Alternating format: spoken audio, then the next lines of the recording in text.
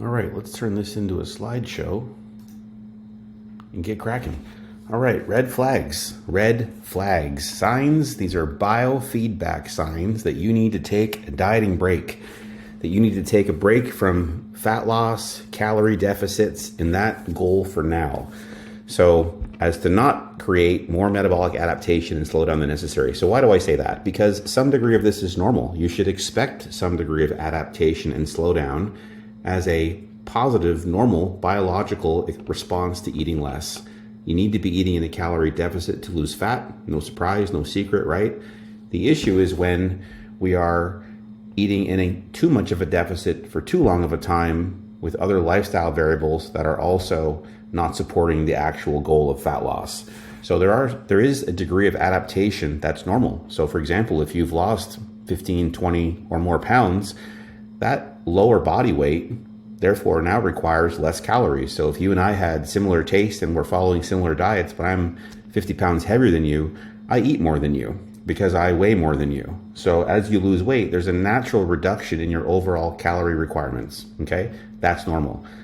What else is normal is a normal adaptation to just eating less over time. So this is what's going to happen, right? Your body doesn't care that you want to lose fat. That's a threat.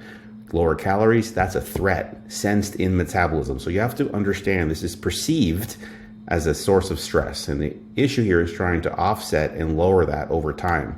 But there is a normal degree of adaptation that happens when you're just eating here and this happens, right? This is where there's different strategies in place that are used to kind of offset that adaptation. The issue is when that adaptation slides over to dysfunction because the warning signs that this adaptation was in play are being ignored. So think of adaptation to dysfunction as a pendulum that can go like this. So you're over here, you start to diet and have success, you start to adapt. Red flags, if you don't pay attention, it slides over to dysfunction. And this is where you wind up in these symptoms where it affects your sleep and your hunger and your mood and your sex drive and your motivation and your fat loss, right? Things like that. So we're going to talk about this in the context of the dysfunction component and trying to offset that by paying attention to your body, which is really giving you all the indicators of what direction you should be going or not going, okay? So hopefully after this, you'll have a more keen awareness around the things you should be trying to pay attention to. So let us move on. Red flags. So you get the idea. Warning, warning, warning. Please pay attention to these. Don't at your own peril. So this is the story the analogy I use. So imagine a mechanic, serviceman, dealership mechanic warns you at your service call that you need brakes. Your brakes are getting weak. You think, I'll deal with it next time. Short time later though, your brakes fail, resulting in a severe car crash that not only wrecks your car, which is your metabolism in this analogy, but also leaves you emotionally shaken as well, which it would, wouldn't it? Now you're left towing your damaged car back to the mechanic, hoping that a quick fix might undo the extensive harm already done. Not so. This would be like thinking you can reverse a car crash by driving backwards. Real recovery means accepting that you need a long-term repair plan, not quick fixes. Jumping from one diet to another, looking for immediate relief will only make things worse over time. So essentially, you cannot solve the problem that you're in with the same mindset that caused it. Okay? You cannot solve a problem with the same mindset that caused it. So you can, for example, let's say you're in a situation where you're maintaining on lower calories. You can still lose fat by pushing even lower. It's just that your maintenance became here, which means now you got to be down here. What are the issues here? The issues here are sustainability, the continued negative effect on metabolism. So you can squeak out some weight right now, some weight loss right now. But where do you go from there? It is literally the exact same reinforcement of why you're having to go even lower than you should. So at that point, you squeak it out, but you're so suppressed now that when you reintroduce an even reasonable amount of food, you gain more weight than you should. This is a metabolic rebound when you have a disproportionate amount of weight gain for the amount of food you're eating. Meaning post-diet, I should not be gaining this type of weight for what I'm eating. This is triggered by the diet, by not paying attention to the red flags. So that's what we're going to talk about, and that's why this is important. So biofeedback. These are simply subjective self-reporting indicators on various health parameters which provide feedback around your body's physiological function. So I haven't always tracked these metrics. I probably started about 5 years ago when I really moved away from competitors and focused more on the over 40, over 45, over 50 female population, and where we have much more happening in that person's physiology. It's nobody's first time around the diet block, so you have for sure some type of accumulation of pre-diet efforts, pre-weight loss efforts over the course of time, right? Who's doing this for the first time at 45 or 50? Nobody. And then you also have the biologically normal and expected changes that a woman would go through in their 40s as they approach the end of their reproductive life, right? So the 7 to 10 year perimenopausal phase, and then the postmenopausal block, and then the postmenopausal block. The biofeedback becomes really, really important during this phase because people typically default to assessing progress around outcome. So the worst obviously being just looking at body weight, which is not considering the composition of body weight. A step better would be measurements, but those are limited because you're also then only tracking a handful of them, not your whole body. Clothing, of course, but this is missed. This indicates whether you're going to continue to have success or you're starting to stall out, and why and what you should be doing about it. So this gives you concrete direction on whether fat loss is a good idea right now or whether it's not. This is something I'll get a baseline with. For example, I started with a new client this week. We have a baseline biofeedback. It's already got red flags in it. Right off the bat, red flags. So the key when we're looking at these, and I'll go through them pretty efficiently, is you're watching for change, right? We want a baseline, which is going to happen really early on in a person's process. And then you're looking for change in this biofeedback that indicates whether things are stable or whether things are adapting in the wrong way. So first one, which everyone knows is important, but nobody appreciates or actually acts like is important, is your sleep. So how much you're sleeping and how well you're sleeping are biofeedback indicators. And again, a reminder, which I'll do throughout this, is it's the change in these elements. Now, if you're starting off with red flags, then you're looking for change in those elements, whether they become worse, or if you're working on metabolic improvement and trying to restore this function, whether they improve, which is typically what will happen first. When you're doing things right, you get hormones start to move in the right direction, and just these biofeedback indicators change positively before positive external changes, and negatively before negative external changes.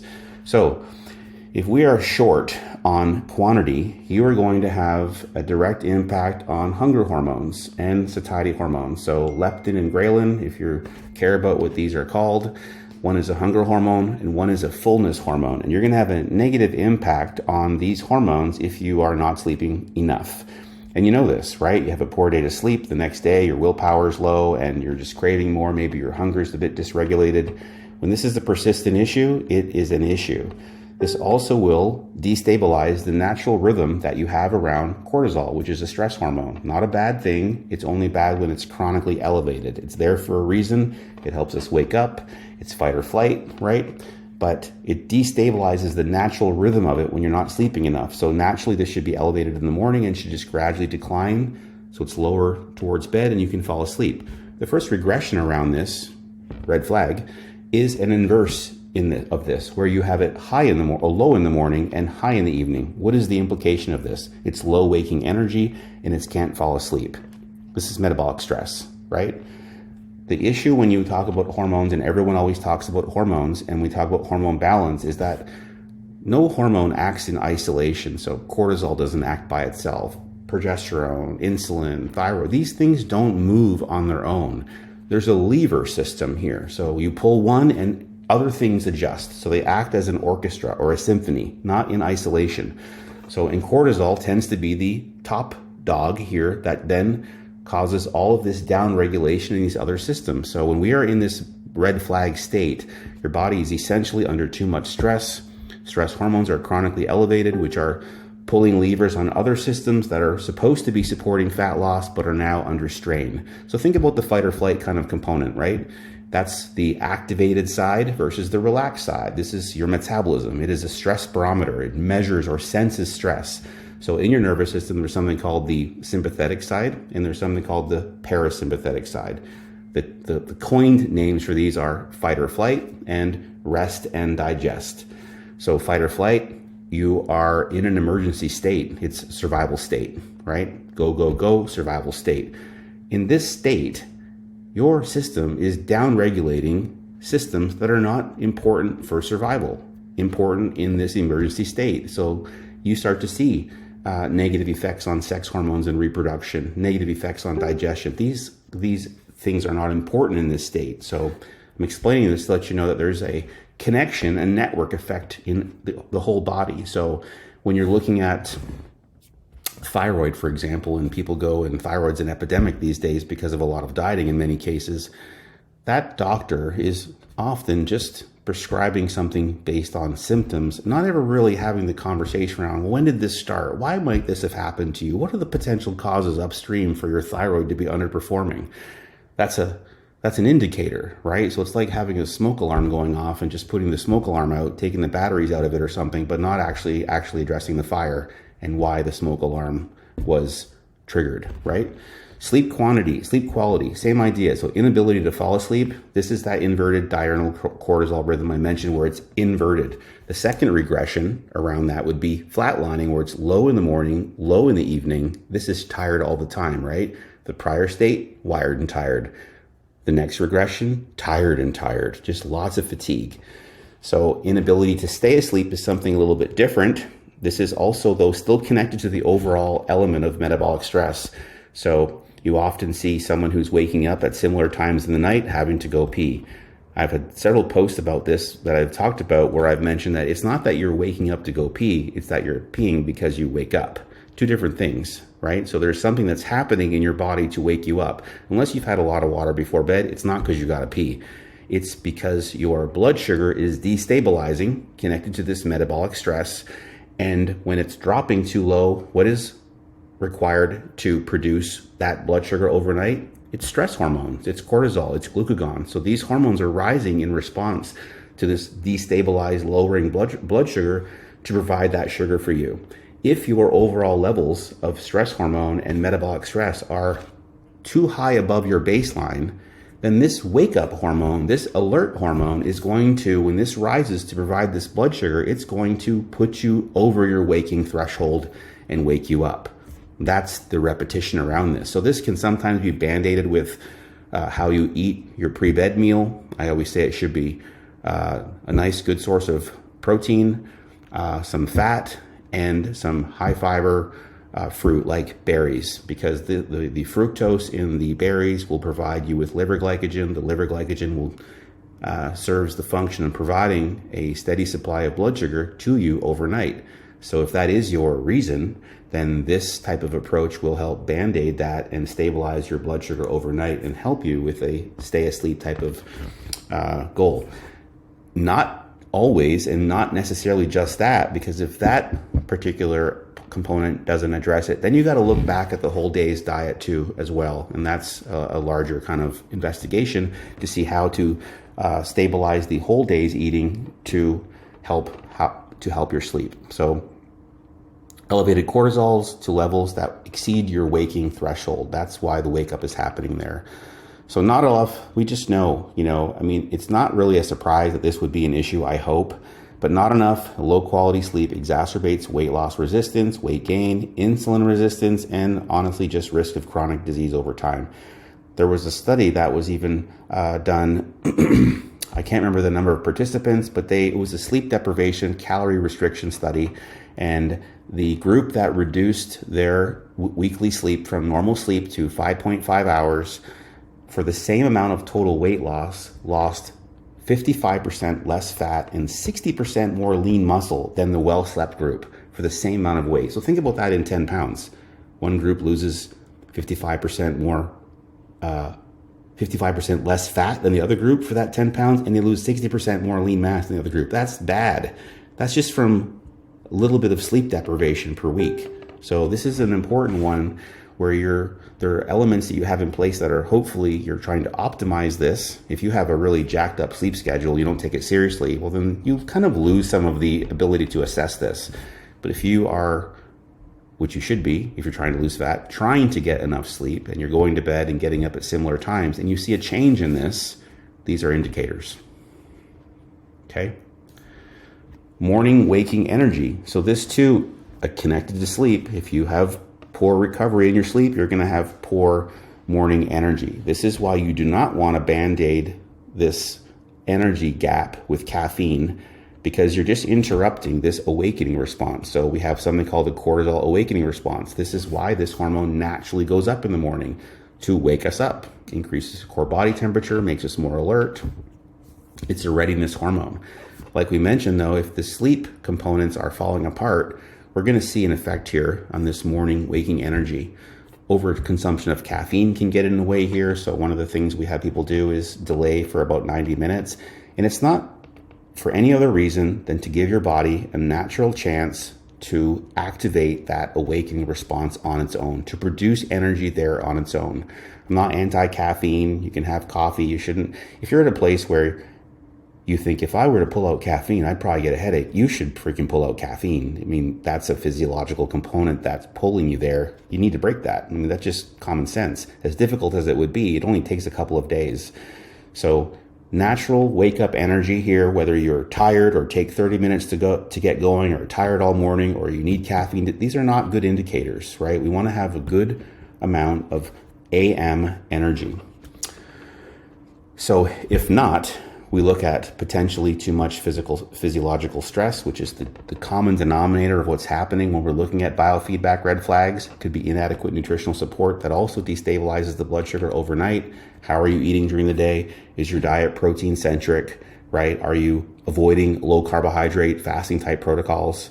And then we have metabolic adaptation to prolonged or too deep of a deficit. These are also going to just over time just be too stressful to the body. So consider the fact that when you have healthy hormones, this might be a 4 or 5 on a stress level sensing scale. It moves to an 8 now when you are in perimenopause, menopause, have a colorful dieting history, are in any type of imbalance. So we have to be more cognizant of the fact that that's what's normal. This more sensitive response, and having to pay attention to biofeedback. Know when to take your foot off the gas pedal, especially if you have the right mindset around this, which is life, marriage, permanent, forever, no finish line, right? You have to move away from the finish line type of mindset, because that's not even your goal. Your goal is to win the game permanently, where therefore you need to really get good at paying attention to your body. I was talking to a client last week who is now on bioidentical HRT, and she's noticing a big difference in her sleep and her energy. And she's like, I just didn't even know that I had low energy until I had energy. So you don't know, because it becomes your normal if you're not paying attention to it. So there's this law that says what gets measured gets managed, and what gets reported gets improved. It's why it's Pearson's law. It's why when people wear an Oura ring or these wearable trackers that give you data on how well you're doing, that tracking can alter your behavior in such a way that you're paying more attention to the things that you would do to improve this variable that you're tracking. Okay, so that's an indicator. Libido. So we often see this is low anyways in this state. So again, it's not always a great one, because I find that women are coming in with low libido oftentimes. But we do know that testosterone and estrogen are going to lower in a calorie deficit in both in normal cases.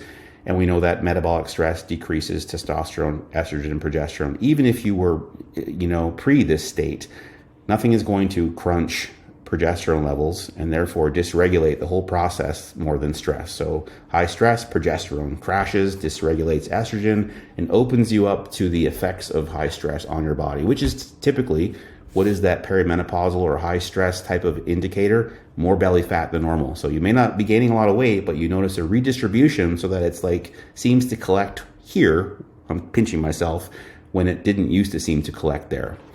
So, for low libido, I know that testosterone is not I think it's more considered an off-label usage of testosterone in women with most doctors, but functional doctors will prescribe testosterone in these types of cases as well. But HRT is a different topic.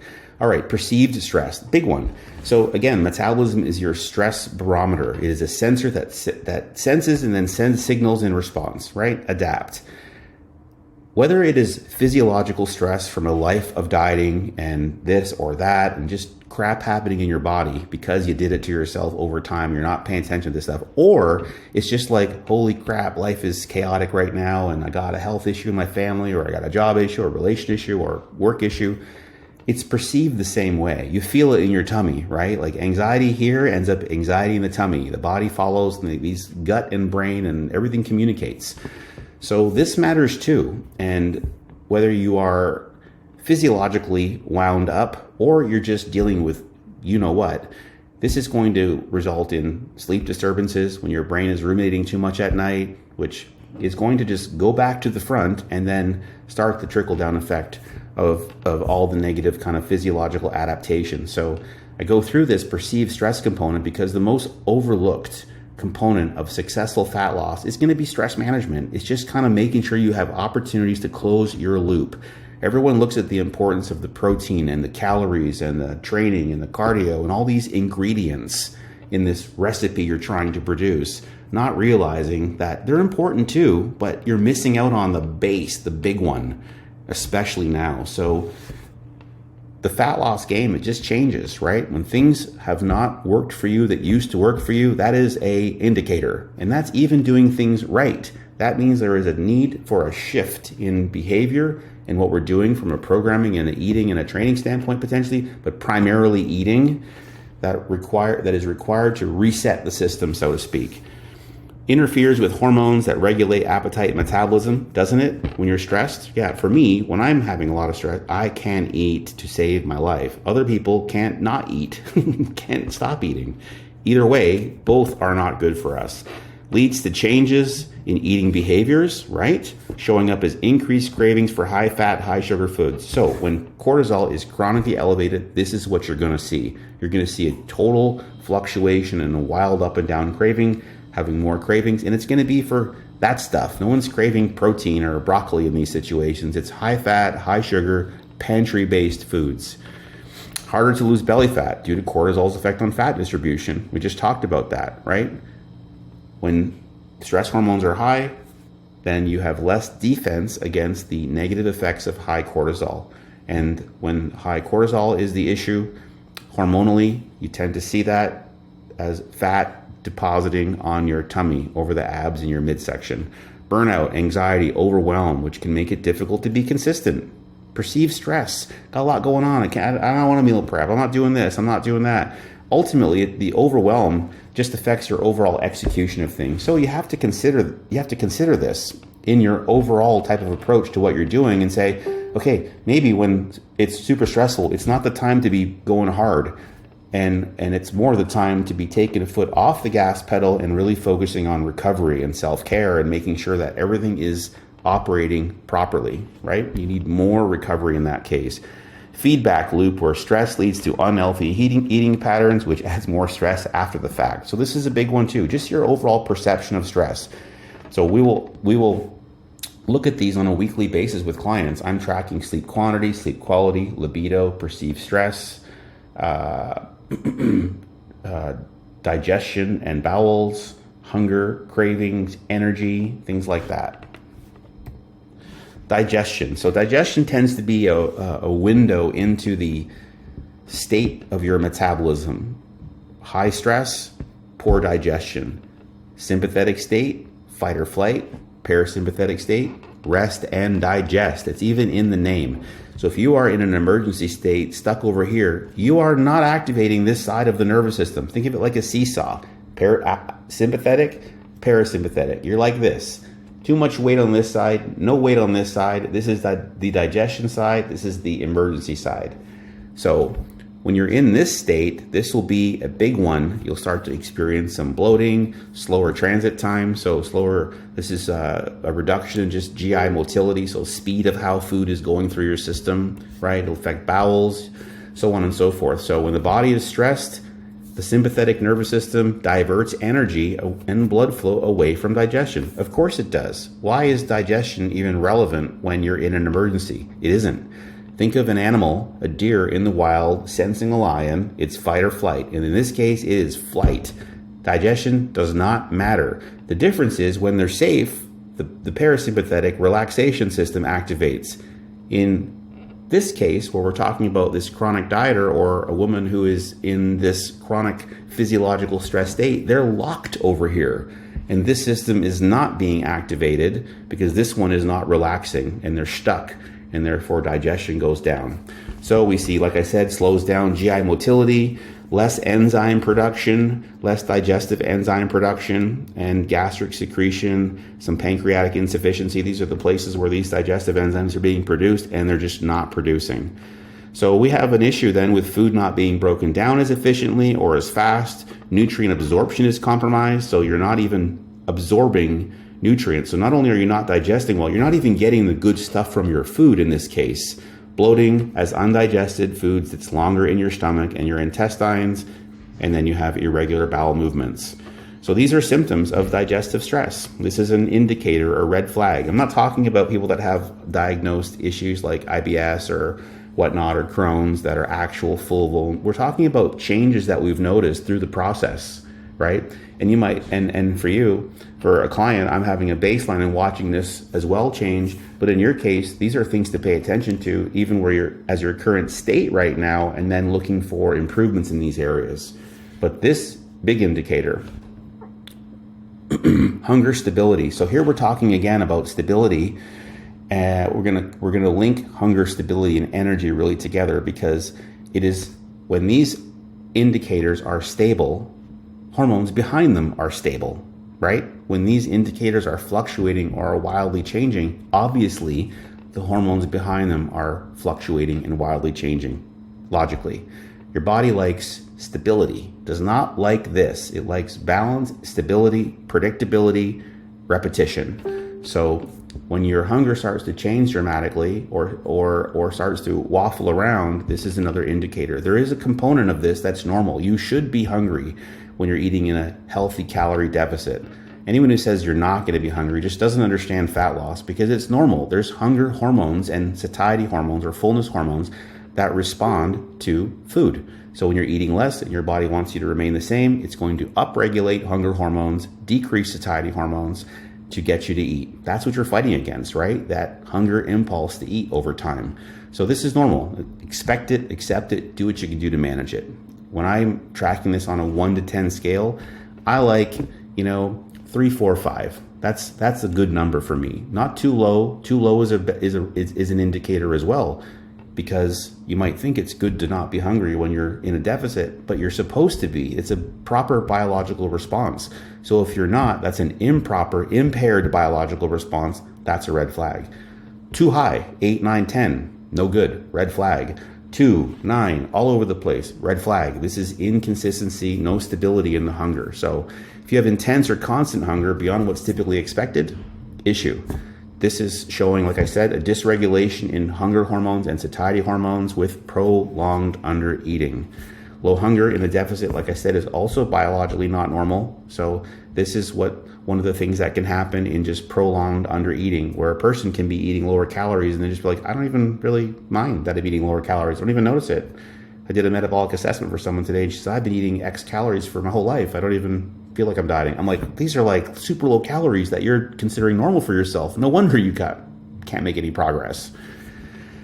So downregulate, okay. Hunger instability, struggling to maintain hormone balance and regulate appetite and metabolic stress. Craving stability, same thing. Most of the time, cravings are going to be based on emotional impulses and nothing to do with hunger. Triggers, not hunger. So there's a component of these that are just normal for everyday life, right? Awareness training just teaches you to treat them like tantrums. This too shall pass.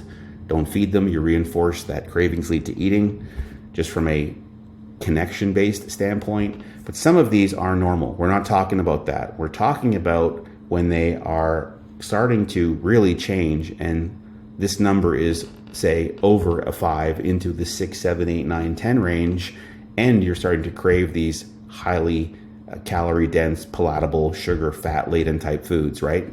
So persistent cravings for highly palatable or energy dense foods. This is an indicator of more hormonal dysregulation around hunger hormones, fullness hormones, which is the ghrelin leptin I mentioned here, insulin, and serotonin, which is a neurotransmitter in your brain. You can also have intense cravings followed by periods of not wanting to eat. So this is that instability around cravings, right? Stable is what you're after. Change is what you're looking to observe and pay attention to. And then the same thing with energy stability. Decreased energy levels during a workout. So this is going to be connected to decreased carbohydrate stores in your diet, maybe impaired glucose metabolism, too low calories over time. And then you have lingering fatigue or slow recovery between workouts. So maybe you're too sore between workouts. Motivation to train is a bit down perhaps. But again, it's stability. So when we're talking about energy here too, there can be something that you notice in a workout that you think is an energy or a strength loss, which is really just a loss of strength endurance. This too is normal to a degree. So when you're looking at